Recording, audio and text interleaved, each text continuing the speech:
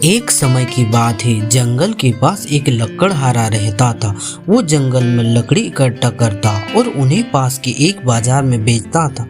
एक दिन की बात है, वो पेड़ काट रहा था। तभी ये हुआ कि गलती से उसकी कुल्हाड़ी पास की एक नदी में गिर गई। नदी बहुत ज्यादा गहरी थी और वास्तव में तेजी से बह रही थी।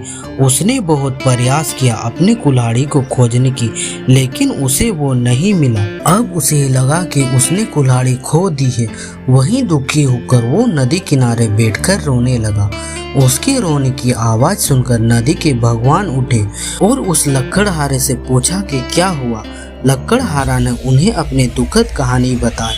नदी के भगवान को उस लकड़हारे के ऊपर दया आई और वो उसकी मेहनत और सच्चाई देखकर उसकी मदद करने की पेशकश की। वो नदी में गायब हो गया और एक सुनहरी कुल्हाड़ी वापस लाया, लेकिन लकड़हारे ने कहा कि ये उसका नहीं है। वो फिर गायब हो गया। अब की बार उन्होंने चांदी की कुल्हाड़ी लेकर वापस आए, लेकिन इस बार भी लकड़हारे ने कहा कि ये कुल्हाड़ी उसका नहीं है।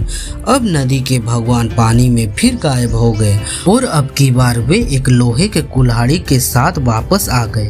लकड़ी का कुल्हाड़ी देखकर लकड़हारा मुस्कुराया और कहा कि यह उसकी कुल्हाड़ी है।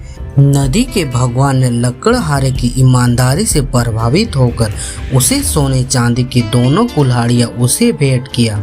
इस कहानी से हमें यह सीख मिलती है कि ईमानदारी सर्वोत्तम नीति है। ईमानदारी से काम करने से कभी भी नुकसान नहीं होता है।